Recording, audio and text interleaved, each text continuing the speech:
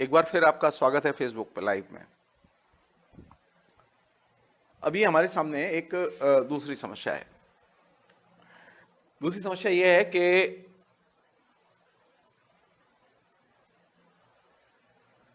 एक दो सूचनाएं आई हैं जो कि अभी जो पिछले एक डेढ़ महीने से पूरी दुनिया में जो कैंपेन चल रहा है कि चाइना की भूमिका को लेकर, ये कोरोना वायरस जो है वो चाइना ने फैलाया, चाइना से आया, ये जो कैंपेन चल रहा है और ये इसका उद्गम जो है वो वुहान की लैब है। इस कैंपेन के संदर्भ में एक दो नई चीजें सामने आई हैं जो कि बहुत जरूरी हैं। वो पहली चीज ये आई है कि ये जो पूरा कैंपेन है बहुत ही वो ऑर्गेनाइज कैंपेन है, वो स्पॉन्टेनियस कैंपेन नहीं है। और इसमें वे संगठन लगे हुए हैं जो भारत में एक जमाने में दूसरी दुनिया में वे लोकतंत्र की रक्षा के नाम पर जो आंदोलन होते रहे हैं, उन आंदोलनों को वो बड़े पैमाने पर फंडिंग देते रहे हैं और उन आंदोलनों की आड़ में वे चुनी हुई सरकारों को या संप्रभु सरकारों को अपदस्थ करते रहे हैं। अमेरिका में एक संगठन है एंडोवमेंट फॉर डेमोक्रेसी, उसका एक पहला संस्करण होता था जो कि अभी भी है, कांग्रेस फॉर कल्चरल फ्रीडम।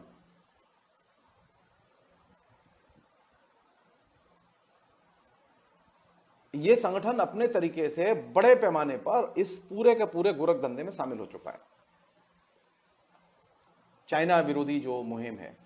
और कांग्रेस फॉर कल्चरल फ्रीडम और एंडोवमेंट फॉर डेमोक्रेसी, ये दोनों ही संगठनों की भूमिका ये रही है कि ये कोल्ड वार की अमेरिकी पॉलिटिक्स का इंटीग्रल हिस्सा रहे हैं सारी दुनिया में, तमाम किस्म के प्रचार अभियान को संगठित करने में।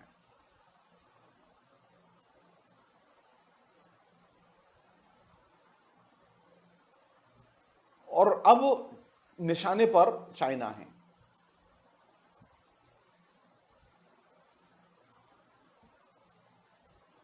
तरीका क्या है? वही तरीका जो इराक के समय पर अपनाया गया था।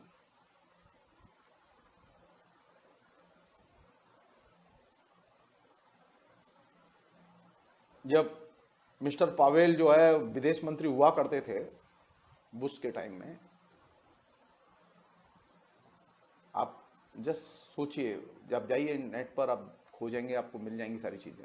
अभी भी मैंने उस जमाने में जब ये इराक पर हमला हुआ था मैंने काफी लिखा था, अखबारों में लिखा था, ये किताब भी है।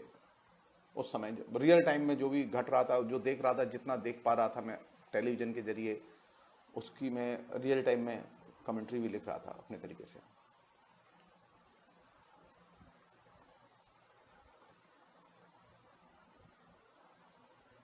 अभी जो संकट है वो क्या है?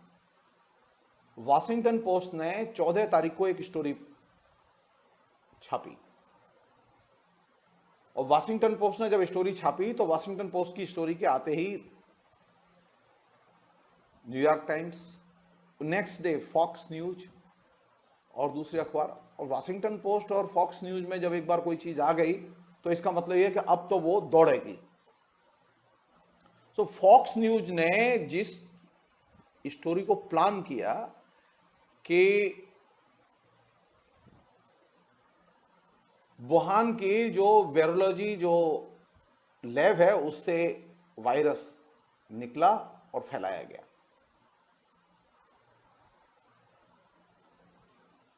और वॉशिंगटन पोस्ट ने किस व्यक्ति को इसका आधार बनाया? वॉशिंगटन पोस्ट ने एक व्यक्ति को आधार बनाया इस स्टोरी का, उसका नाम था जियो क्वांग। जियो क्वांग, जियो क्वांग को आधार बना के उन्होंने वो स्टोरी लिखी। और जियो क्वांग के बारे में उन्होंने ये लिखा कि ये रिसर्च साइंटिस्ट है।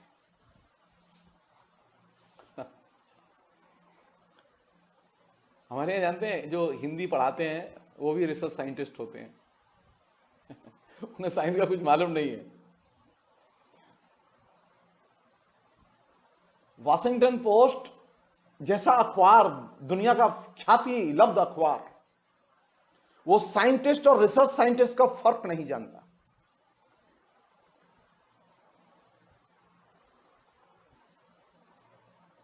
वीरोलॉजिस्ट जो होते हैं या वीरोलॉजिस्ट, वे महामारी के विशेषज्ञ होते हैं, वे तमाम किस्म के वायरस और उनके अध्ययन के विशेषज्ञ होते हैं, वे वैज्ञानिक होते हैं। रिसर्च साइंटिस्ट वीरोलॉजिस्ट नहीं होता। तो जो उसके लिए जो उन्होंने विशेषण का इस्तेमाल किया, उस विशेषण की खूबी है कि कहा गया जियो क्वांग, वो कौन है? रिसर्च साइंटिस्ट, जिसके आधार पर वो स्टोरी उन्होंने बनाई। अब उसकी खोज की मित्रों ने। अच्छे लोग हैं, मेहनती लोग हैं अमेरिका में, जो अमेरिका के मीडिया को जानते हैं, अमेरिका के मीडिया पे जिन्होंने काम किया, अमेरिका के मीडिया की बर्बर जनसंहारक भूमिका को एक्सपोज करने में जिनकी बड़ी भूमिका रही है, आज भी है।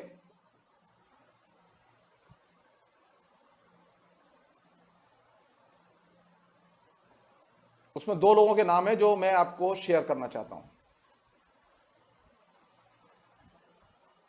एक है सज्जन मैक्स ब्लूमेंथल और दूसरे हैं अजीत सिंह।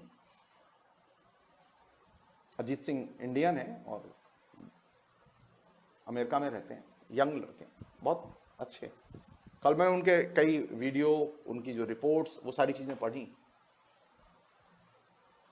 और वो वर्षों से अमेरिका में है। बहुत पहले मैंने उनकी कुछ चीजें पढ़ी थी, लेकिन इस बार फिर दोबारा पढ़ने का मौका हुआ, लगा, और मैंने पढ़ा और मुझे जान के बहुत अच्छा लगा, और मुझे लगा कि मैं आपसे शेयर करूं।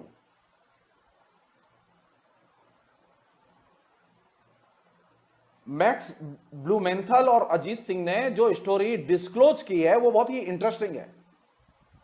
उन्होंने बाकायदा वॉशिंगटन छपी स्टोरी और उसमें जो सो कॉल्ड रिसर्च साइंटिस्ट जिसे उद्धृत किया गया, उसको उन्होंने फॉलो किया और पता किया कि वो आदमी है कहां और कौन है।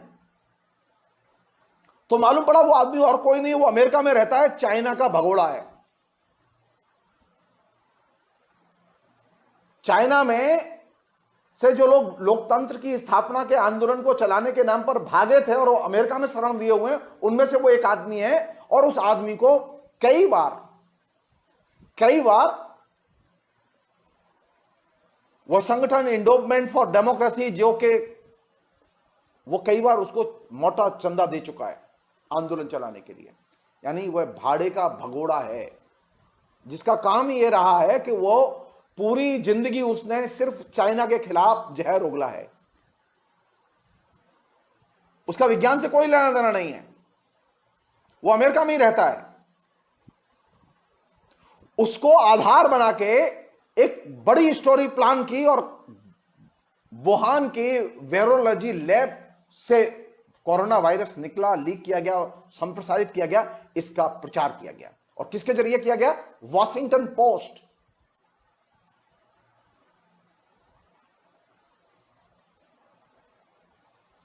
जब मैं ये मैक्स ब्लूमेंथल और अजीत सिंह की स्टोरी पढ़ रहा था, तो मुझे बार बार रह रहे के विदेश मंत्री पॉवेल के जमाने का, जॉर्ज बुश के जमाने का वो समय याद आ रहा था, जिस समय के बाकायदा सीनेट में एक घटना घटी। मैं आपको शेयर करना चाहता हूं। वो सीनेट से जब अमेरिकी राष्ट्रपति ने यह परमिशन मांगी सैन्य हस्तक्षेप करने की इराक में, तो उन्होंने एक फिल्म, एक 15 मिनट की फिल्म वो सीनेट के अंदर दिखाई गई। और उस फिल्म में सिर्फ एक चीज दिखाई गई कि इराक में सद्दाम हुसैन किस तरह के बर्बर जुल्म कर रहे हैं, अत्याचार कर रहे हैं। और उस अत्याचार को, कहानी को चित्रित किया एक यंग 14 साल की लड़की ने। और उस फिल्म को फिल्माया गया इस तरह से कि वो किसी जेल के अंदर हो वो लड़की, और उसको टॉर्चर की जा रही थी, और वो फिल्म तैयार करके ले आए, और वो एक रियल घटना है। और उसके सद्दाम हुसैन को नष्ट करने के लिए, सद्दाम के शासन को उखाड़ फेंकने के लिए कि सद्दाम कितना जालिम है, इस बात को प्रूव करने के लिए वो फिल्म सीनेट की मीटिंग में स्क्रीन की गई। और उस फिल्म देखने के बाद में सीनेट ने जॉर्ज बुश को यह आदेश दे दिया कि आप जाएं और सद्दाम को कुचल दें। कुछ पत्रकारों ने उस लड़की का, उस वीडियो फिल्म में आई हुई लड़की का पीछा किया, खोजबीन की। 2 साल लगे उनको ये खोजने में कि आखिर वो लड़की कौन है जिसको के आधार बना के ये फिल्म तैयार की गई और सद्दाम हुसैन की एक जालिम की इमेज बनाई गई। तो मालूम पड़ा कि अमेरिका में जो इराक का राजदूत था, जिसने सरकार का साथ छोड़ के अमेरिका में शरण ले ली थी, यानी अपने को इराकी भगोड़ा घोषित कर दिया था, उस इराक के राजदूत की वो लड़की बेटी थी। 2 साल लगे। सीनेट में वो फिल्म पेश की गई कि वह एक जीवंत दृश्य है वहां की जेलों का और वहां के सद्दाम हुसैन के जुल्मों का, और सीनेट ने इसे मान लिया। ठीक वही पद्धति इस बार फिर अपनाई गई है। इस बार इराक नहीं, चाइना है सामने, और प्रमाण कौन दे रहा है? वुहान लैब से कोरोना के लीक होने का एक भगोड़ा, एक चाइनीज भगोड़ा जो कि लगातार CIA के फंडेड ऑर्गेनाइजेशंस के जरिए वो पैसा लेता रहा है और चाइना के खिलाफ में आंदोलन करता रहा है, विश्वमन करता रहा है। सेम पद्धति।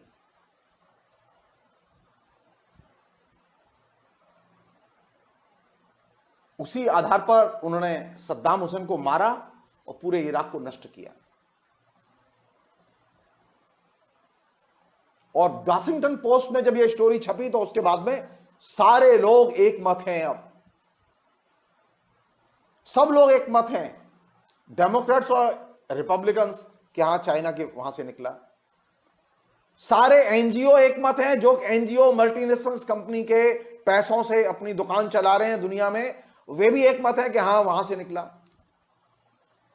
भयानक हुजूम शुरू हो गया अब। और ठीक वही दौर इराक के जनसंहारक अस्त्रों का दौर, कि इराक में जनसंहारक अस्त्र हैं, उन्हें अगर हासिल करना है, उन्हें नष्ट करना है तो इराक पर हमला करना बहुत जरूरी है। अगर इराक में लोकतंत्र की स्थापना करनी है तो जल्लाद सद्दाम हुसैन का शासन का अंत करना बेहद जरूरी है, बाई हुक एंड क्रुक। अब मालूम है ना आपको, अब तो वहां डेमोक्रेसी आ चुकी है इराक में, सब खुशहाल हो चुका है इराक। सारा इराक तहस नहस करके रख दिया इन लोगों ने झूठ बोल के। अब ये वुहान लैब के इस लीक के नाम पर चाइना को टारगेट बना के नष्ट करना चाहते हैं, उसके खिलाफ में उन्माद पैदा करना चाहते हैं।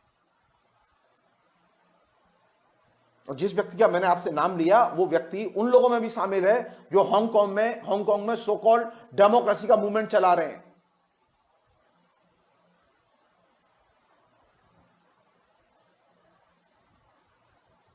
क्या करें? किसकी माने?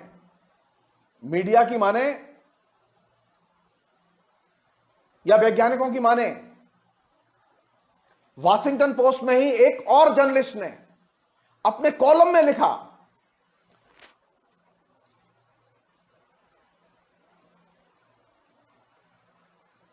कि वुहान की लैब से यह सामान निकला, यह सारा वायरस निकला। उस पत्रकार का नाम है जो कॉलम लिखता है वहां पर वीकली, एक सेकेंड,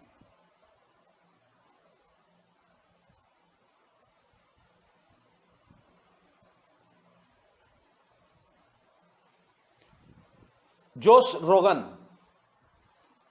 रोगन ने जो अपना कॉलम लिखा, उस कॉलम में मजेदार बात यह है, मैं वो कॉलम पढ़ रहा था, वो मजेदार बात यह है कि उस कॉलम को लिखते समय उसके पास में कोई प्रमाण नहीं है। वो खुद कह रहा है कि मेरे पास कोई प्रमाण नहीं है, लेकिन मैं लिख रहा हूं।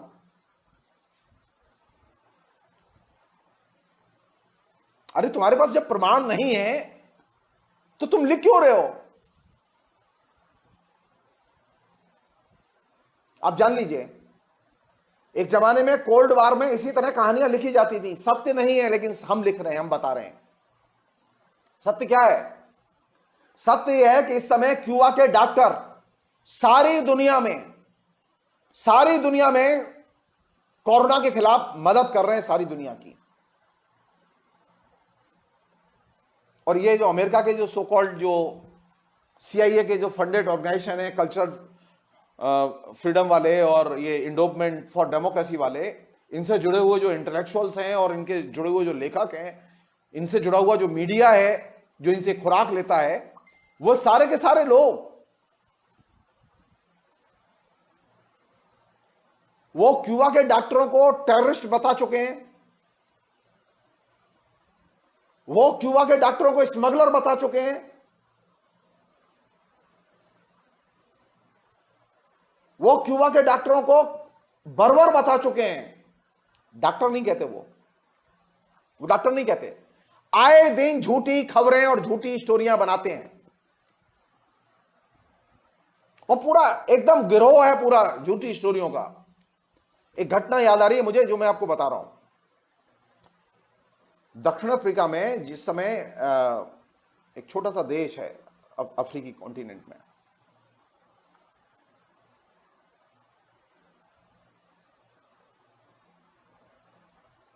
नामीबिया, वहां लिबरेशन की लड़ाई चल रही थी, और उस समय उस लिबरेशन की लड़ाई के बाद में वहां लिबरेशन मूवमेंट के लोग सत्ता में आए, और सत्ता में आने के बाद में वहां बहुत पिछड़ा हुआ देश है, और तो वहां उनकी मदद के लिए क्यूबा ने अपने 2000 डॉक्टर भेजे, क्योंकि वहां डॉक्टर नहीं थे और वो अच्छा काम कर रहे थे। अमेरिका को यह पसंद नहीं था, तो CIA के हेड ने अफ्रीका में काम करने वाले सभी CIA के प्रमुख, हर देश के प्रमुख को बुलाया और कहा, ये क्या हो रहा है, ये क्या हो रहा है, मैं देखना चाहता हूं कि ये जो डॉक्टर यहां नामीबिया में काम कर रहे हैं, ये डॉक्टर क्यूबा के, ये बाहर जाने चाहिए, ये यहां नहीं रहेंगे। सारे जो उनके मातहत ऑफिसर्स थे उन्होंने कहा, यस सर, हम लोग लगते हैं अपने काम पर। उस मीटिंग के बाद 1 महीने के अंदर अफ्रीका के पूरे महाद्वीप में कोई टेलीविजन नहीं, कोई अखबार नहीं, कोई रेडियो नहीं, जिसमें कि खबरें प्लांट करके सारे अखबार, सारे टेलीविजन सब भरे हुए इस बात से कि क्यूबा के डॉक्टरों ने नामीबिया में रेप किया, फला जगह रेप किया, ढिकना जगह रेप किया, यहां केस चल रहा है, वहां डॉक्टर पकड़ा गया, वहां वो जेल में डाला गया, वहां उसके खिलाफ में कोर्ट में कार्रवाई हो रही है, और पूरा का पूरा अफ्रीकी कॉन्टिनेंट क्यूबा के डॉक्टरों के बलात्कार की घटनाओं की फेक न्यूज से भर दिया गया। मामला यूएनओ में आया, यूएनओ ने बाकायदा एक कमेटी बनाई, उस कमेटी ने जाके सारी रिपोर्ट जो अखबार में छपी थी उनकी तहकीकात की। जानते हैं, यहां तक उन अखबारों की रिपोर्ट्स में यहां तक छपा था कि कहां कहां किस जगह किस अदालत में गवाहियां चल रही हैं बलात्कार से पीड़ित महिलाओं की। सिर्फ 2000 डॉक्टर थे, और वे डॉक्टर मदद के लिए गए थे क्योंकि नामीबिया के पास में डॉक्टर नहीं थे।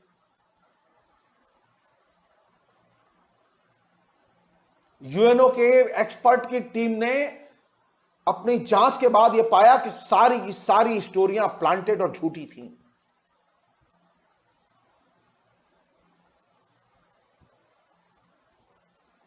क्या जरूरत है आज की? और मैं ऐसे एक नहीं, मैं 10 वाकया बता सकता हूं जो ऑन द रिकॉर्ड है, कोई भी लाइब्रेरी जाए और पढ़ सकता है उसे। चाइना के खिलाफ में एक सुसंगठित ढंग से फेक न्यूज का बवंडर पैदा किया गया है कोरोना वायरस को लेकर कि यह चाइना से निकला है, यह एक फेक न्यूज का बवंडर पैदा किया गया है। वास्तविकता यह है कि कोरोना वायरस किसी भी लैब से नहीं निकला, बल्कि कोरोना वायरस का आधार है वो एक नेचुरल प्रोसेस में वो वायरस फैला है, और वो पशु पक्षी किसी और के जरिए वो स्प्रेड किया है। वह वायरस लैब से नहीं निकला। तमाम देशों के साइंटिस्ट इस पर एक मत हैं, बार बार कह रहे हैं वे लोग। लेकिन उनके बयान को कहीं जगह नहीं मिल रही, बयान नहीं छप रहे उनके कहीं। बयान किनके छप रहे हैं? बयान उनके छप रहे हैं जो लगातार झूठ बोल रहे हैं और चाइना पर झूठे आरोप लगा रहे हैं। सो आज की सबसे बड़ी जरूरत यह है कि कोरोना से लड़ने के लिए जितनी हमें अपने अंदर सोशल डिस्टेंस मेंटेन करने की जरूरत है ना, उतना ही फेक न्यूज से भी सोशल डिस्टेंस मेंटेन करने की जरूरत है। फेक न्यूज का पूरा कारोबार चल निकला है। हर बड़ा अखबार, हर बड़ा मीडिया उस पर कवरेज दे रहा है। मैं टेलीविजन नहीं देख पा रहा हूं क्योंकि मैं यहां फंसा हुआ, मेरे पास तो कोई टेलीविजन वगैरह नहीं है। मैं समझ नहीं पा रहा हूं कि टेलीविजन में जो आ रहा है उसको क्या बोलूं, लेकिन मैं एक चीज जानता हूं कि हमारे यहां जो लोग हैं वो जूठा खाने के आदी हैं। हमारे यहां जूठा खाने की आदत है, जूठा खिलाने की आदत है। इसलिए हमारे मीडिया में भी उच्छिष्ट बहुत आता है, जूठा बहुत आता है, जूठा खाते हैं, जूठा परोसते हैं। हमारे फेक न्यूज भी वो जूठन की तरह आती है, वो ओरिजिनल नहीं होती। वो ओरिजिनल फेक न्यूज भी नहीं बना पाते हमारे यहां लोग। करते समय यह चीज जहन में रहनी चाहिए कि कोरोना वायरस चीन से पैदा नहीं हुआ। अभी तक के जो वैज्ञानिक अनुसंधान है, वैज्ञानिकों की राय है, वह राय इस बात पर बार बार बल दे रही है और इसको बार बार शेयर किया जाना चाहिए, बताया जाना चाहिए।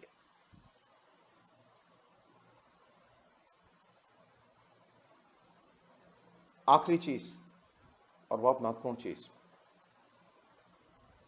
भारत में विभिन्न राज्य सरकारें इंक्लूडिंग केंद्र सरकार कोरोना वायरस को लेकर सच बोले। ये तो अच्छी बात हुई कि हम लोगों के हल्ला करने से, सोशल मीडिया पर लिखने से, बोलने से भारत सरकार मानी कि उसने अब तबलीग वाला जो है मामला जो है अब वो मरीजों के साथ जमात, तबलीगी जमात वाला ऐड करके बताना बंद कर दिया। ये तो अच्छी बात हुई कि चलो हुआ ना, वो प्याज भी खाए और जूते भी खाए वाला मामला हुआ, दोनों ही चीजें खाई। मैं एक और अनुरोध करूंगा भारत सरकार से कि कोरोना वायरस को लेकर मिथ्या प्रचार वो न करे। कोरोना वायरस बहुत सीरियस चीज है, उससे लड़ते हुए तथ्य नहीं छिपाए जाने चाहिए। उससे लड़ते हुए नीचे जो सेंटर्स बनाए गए हैं उसके ट्रीटमेंट के, उन सेंटर्स की देखभाल ठीक से होनी चाहिए, वहां व्यवस्था ठीक से होनी चाहिए मरीजों की। जो कोरोना के पॉजिटिव हैं और कोरोना के नेगेटिव हैं, इन दोनों को अलग रखा जाना चाहिए।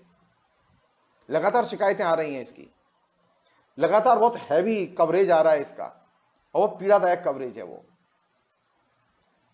कि हम वे तमाम जो सेंटर्स जो कोरोना के लिए बनाए गए हैं उनको ठीक से मेंटेन नहीं करते, वहां सफाई नहीं रहती, वहां लेटरिन में पानी नहीं होता, लेटरिन साफ नहीं होती, वहां समय पर अच्छा ठीक से खाना नहीं मिलता, तो वहां तो कोई भी आदमी मर जाएगा।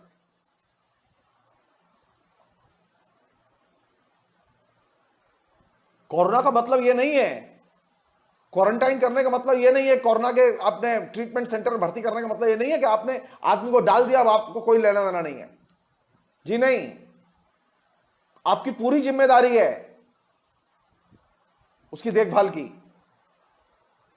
केंद्र सरकार विभिन्न राज्य सरकारों के साथ में तालमेल करके यह सुनिश्चित बनाए कि कोरोना के जो सेंटर्स बनाए गए हैं वहां समय पर लोगों का टेस्ट हो। कई कई दिन तक लोग पड़े हुए हैं वहां, उनका टेस्ट नहीं हो रहा है। लगातार लोग फेसबुक पर लिख रहे हैं, अपने अनुभव लिख रहे हैं। फेक न्यूज नहीं है वो। मेरा अनुरोध यह है कि पीएमओ में बैठे लोग कोरोना के सेंटर्स के बारे में जितनी भी रिपोर्ट्स फेसबुक पर, सोशल मीडिया में आ रही हैं, उनकी छानबीन करें और उनमें हस्तक्षेप करें, देखें। यह काम बनता है, यह काम बनता है कि वहां जो सेंटर्स हैं वहां सफाई हो, वहां समय पर खाना मिले, वहां कोई भगदड़ न मचे, वहां डॉक्टर हो, वहां चौकीदार हो, वहां गर्मी है तो लोग पंखे भी हो वहां। वो जेल खाने थोड़ा ही है।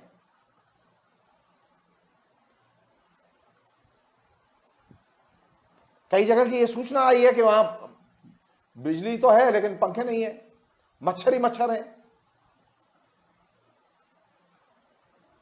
सोशल डिस्टेंसिंग का मतलब कि बाहर नहीं है, वो कोरोना के ट्रीटमेंट सेंटर में भी है। वहां पर भी एक खाट से दूसरी खाट के बीच में, एक कॉट से दूसरे कॉट के बीच में प्रॉपर दूरी होनी चाहिए, जो कि नहीं है।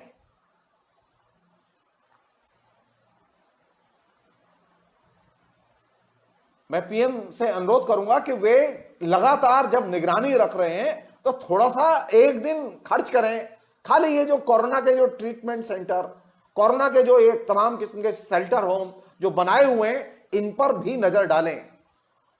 और सबसे अच्छा तरीका क्या है नजर डालने का? पीएम सीधे डीएम से कहें कि तुम जाओ, देखो और सीधे वीडियो से मुझे दिखाओ।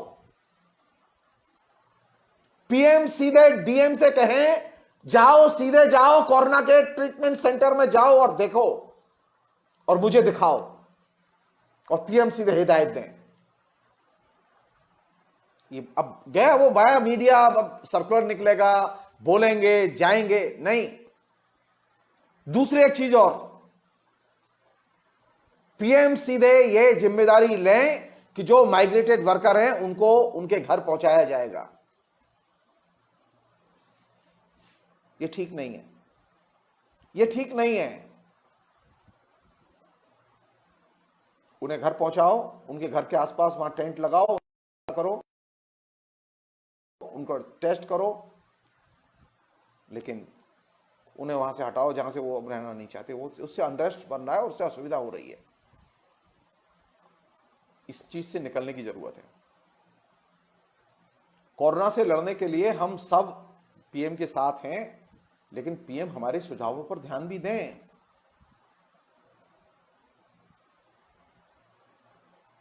मेरे कई परिचित मथुरा में जो डॉक्टर हेडगेवार के नाम पर जो यहां पर एक ट्रीटमेंट सेंटर बनाया हुआ है कोरोना का, जहां पेशेंट डाले जा रहे हैं और दूसरी जगह डाले जा रहे हैं, वहां से लगातार लोग मैसेज कर रहे हैं कि परेशानी हो रही है।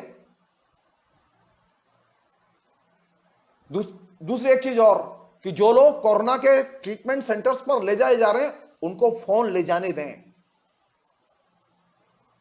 वो फोन और चार्जर जरूर लेके जाएं जिससे कि लोगों को पता चले, वे अपनी बात कह सकें।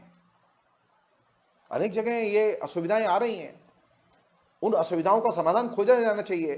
कोरोना ट्रीटमेंट सेंटर्स में लोगों को सड़ा हुआ बासी खाना दिया जा रहा है, कच्चा खाना दिया जा रहा है, जो कि ठीक नहीं है।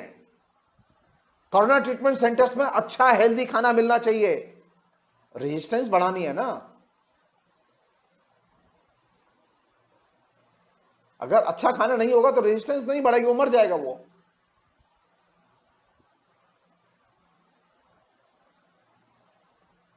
कौन सी चीज जरूरी है अभी? योगा जरूरी है या कोरोना ट्रीटमेंट सेंटर्स की सुविधाओं का दुरुस्त करना जरूरी है? पीएम साहब योगा न करें, इधर ध्यान दीजिए थोड़ा सा। ये कोरोना ट्रीटमेंट सेंटर नेतृत्व दे रही है जिन सरकारों का, जहां बीजेपी नहीं, आप डायरेक्ट कम्युनिकेट कीजिए, आप डायरेक्ट बात कीजिए, आप हस्तक्षेप मत कीजिए, आप डायरेक्ट बात कीजिए। जहां आपकी पार्टी की सरकार है वो मानेगी, तो दूसरी पार्टी की सरकार है वो भी आपकी बात सुनने के लिए मजबूर होगी। लेकिन आप जानने की कोशिश तो कीजिए। आप डीएम कि हमें वो शहर दिखाएं, हमें वो सेंटर्स दिखाएं। आप बैठे बैठे देखिए और बताइए।